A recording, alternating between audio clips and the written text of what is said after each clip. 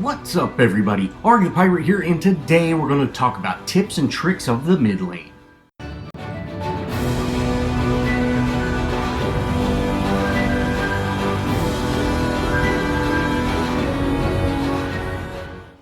The mid lane is the fastest paced lane in the game, not just with the minions. Although the minions meet up faster than anywhere else in or either other lane, they also take less time to run from your tower to the opposing team's tower, whether that's a tier 2 or a tier 1.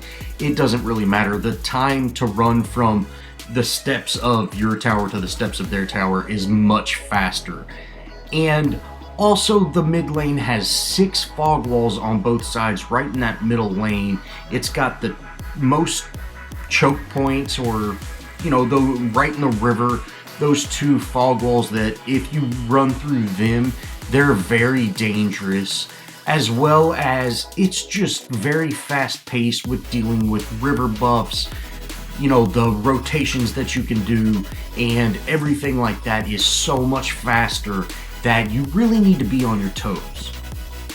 I've spent a lot of time in mid lane. It's my most played position next to support, and it's probably my favorite position. And there are really 2 types of mid laners that you can see. All mid laners are typically ability damage heroes. Even someone along the lines of Wraith, who has a very high basic, but he does outshine with his ability damage. Most mid laners have some sort of range to them. Countess is the only melee hero, but even her abilities are ranged abilities. So you could almost call her a semi-range, somewhere along the lines of calling Yin a melee carry, something along those lines. But the key to the mid lane is really being able to understand just exactly all the small rotations, all the ways to get river buffs, and just maintain your safety as well as being offensive. Now, the first tip I would like to talk about is conserving mana. Now, I did a pretty poor job in this example of being out of mana. I was really relying on that river buff to be there, and if you see, I don't have enough mana to use my Shadow Slip, which is Countess's only escape mechanism. Although some heroes other than Countess have abilities that allow them to escape, such as Gideon has his teleport, Gadget has her gate, and Morgish has her circle, the run fast button. I forget the name of it. But all these heroes do have some sort of escape, and the escape is usually the cheapest thing in the kit, although it offers very little other than escape. In the sense of Morgish, she can do damage with it, but it is not as rewarding as some might think. It's more of like a heal up and, close a distance or run away. You don't really use that on offense near as much, unless you are trying to get your health back. But the big takeaway here is to conserve your mana. You have 3 minutes, which that's really 2 minutes of minion fighting before you can get a river buff and resupply your mana. The key is not to use too much mana. In this early game, you're going to start out with around 280 mana. That's without having a mana card, and that will go by very quick because your damage dealing attacks cost 100 mana each. So that is 2 rocks, and probably by the time it gets off of cooldown, you can throw a third, or 3 sticky bombs. Countess has her Dark Wake that she can use 3 times, and then you are completely out of mana, and that leaves you vulnerable because you do not have an escape. So conserving mana in case something shows up is very, very important. The next tip I want to talk about is your escape. Get your escape early. You can even start with your escape if you really want to. Although you might go ahead and pick up your damage dealing ability. If you see here, if I would have picked my rock up before I picked up my escape or evade, I would have had an easier time getting this kill than having to actually run down there and do a couple of basics. But either way, you need to get your escape early. With Gideon, I typically get it for my second ability or at that second level mark. Although with Countess, I usually start out with Shadow Slip because it is just such a great ability since you can one-shot minions. Your escape is a key tool because you are one of the weakest heroes alongside the ADC. The only difference is the ADC has a support with them. You don't. You're an open target. That's why you get an evade. Now, if you don't pick up that escape and you do get ganked, you're going to have a pretty tough time getting out of there because as a caster, you do very little damage until you hit level 8. And that brings me to my next 2 points. The first being farm, farm, farm. Farming is key for that caster position. You need to have just as much CXP as the ADC, as well as just as much player experience as your offlane hero. Farming is critical for the caster or that mid lane hero. Now, you do have the fastest lane, so you will get just as much CXP as the ADC. Of course, you're not able to concentrate on last hits near as well as he is, but you want to be as close to the ADC as you can. And you're going to get just as fast player experience because you're in that position just the same as the offlaner, where you can stay close enough to the minion waves to where if you're not getting last hits, you are at least getting player experience. Now let me just talk about why that is for a second. If you look at a hero like Gideon, which I'm playing right now, Gideon's rock goes up significantly in damage for every level you have in it. It starts at about 100 damage and goes up 100 damage every point in experience. Now this has nothing to do with scaling with power.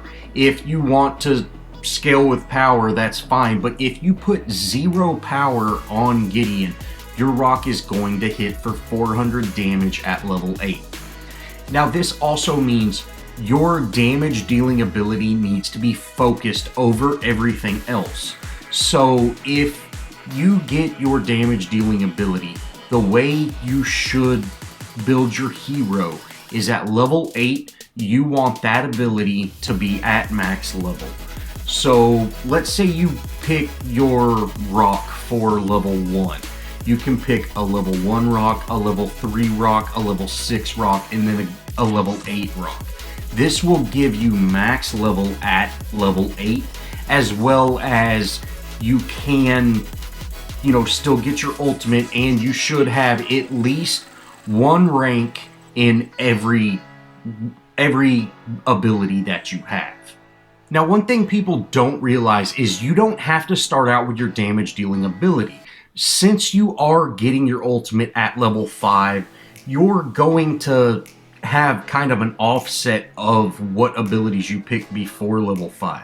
So you can go evade, damage, whatever else the next level, damage, ultimate, damage.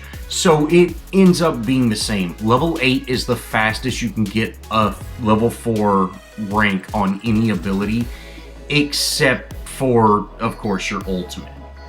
Now the next point is rotation. Rotation is key for the mid lane. If you see here, my lane is pushed up, and if I were to go up there, I would be overextended. That means I just should rotate. I can easily rotate to either the safe or the off lane, and I have the fastest way of getting there, and in some cases I'm even faster than the jungler. So I can rotate, do very quick action, and then I need to get back to my lane. In this clip here, I'm going to go ahead and chase this Seraph forever, and I'm gonna go ahead, wrap up the green buff, and then I'm gonna head back to my lane. Now, that was fairly quick, but I am in a bot match in this particular clip, and if you see here, Countess is not doing anything.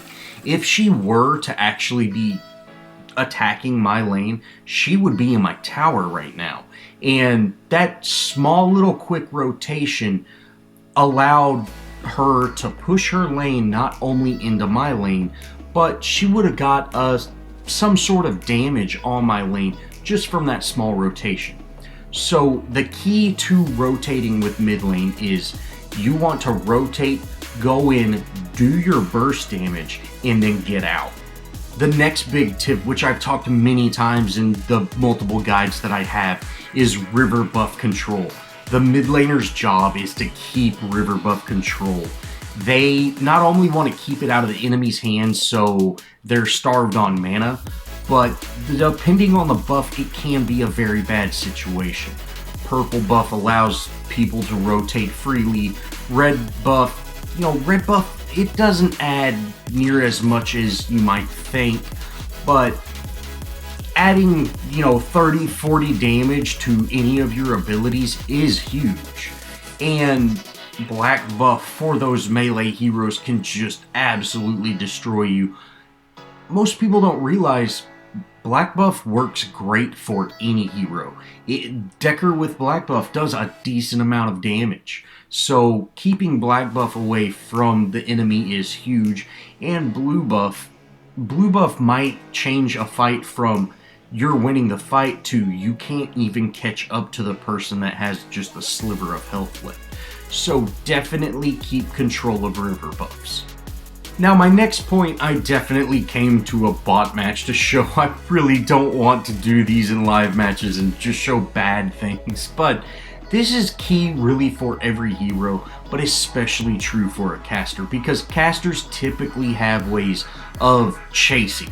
Now chasing kills is never a good idea. If you see here, this Grux is super low. He's only going to take one rock to get. So I go ahead, dive through a tower. Now I'm going to dive through this tower too, and I miss my next rock. I should get out at this point. Technically, I should have never gone in here in the first place, but I'm going to go ahead and try to get that rock to secure that kill, and of course I die. This is terrible for a caster. A caster is along the same lines as your ADC. You never want to see your caster die if they can help it, because they are the big burst damage dealer of your team. Of course, your ADC is along those lines too, but your ADC typically shows up to the fight later than your caster. Your caster might have an initiation or might zone people out. Your caster might be the cause of the fight. Your ADC should never be the cause of a fight. So, as that role, you're going to be in fights a lot more than your ADC typically, or at least at the beginning.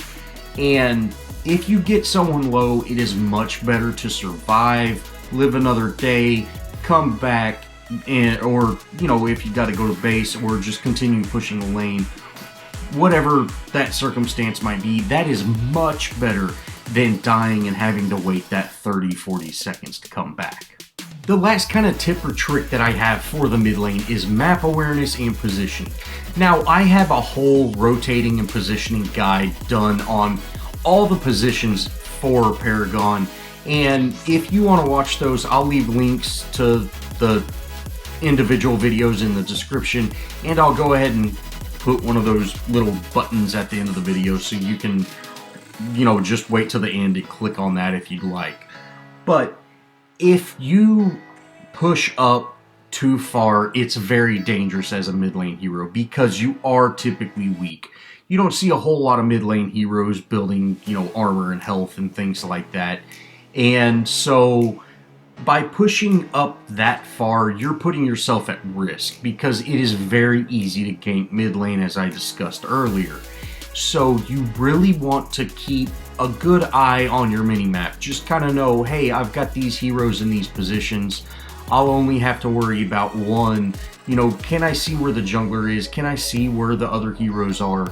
That is key, and that really allows you to make progress.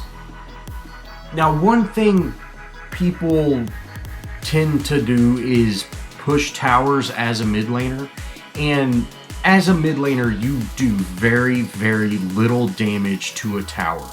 I want to say at level 1 or 2 you only hit a tower for, I want to say, 32 damage, which is just a little bit more than a support hero. So you're not going to do any damage to this tower because abilities don't affect it. So the best thing to do is to just get your minion wave in there and try to take it upon yourself to do another objective. That's time to rotate or things like that. If you look at your mini map and you see, hey, I can see all the heroes, no one's going to be at this mid lane, we've got pressure at another tower, then go ahead, that's fine. That's a great time to start doing damage to that mid lane tower. But if you're in the mid lane tower and you don't see 2 out of the 5 heroes, that's a very bad situation to be in, because they'll probably come up behind you. And when they get behind you, it's not easy to get back unless you do have a solid escape like Gideon. But even then, you are very weak, and if you're at level 5 or above, you know, some of the other heroes are going to have their ultimates as well, so you can't risk dying just to, you know, get a couple of hits on a mid lane tower. So positioning and kind of knowing what's going on is key for that mid lane. Well, that's going to wrap it up for this tips and tricks for the mid lane video guide, kind of just helpful video. If you enjoyed, show me some love, leave me a comment, think about subscribing, and as always, I'll see y'all in the next video.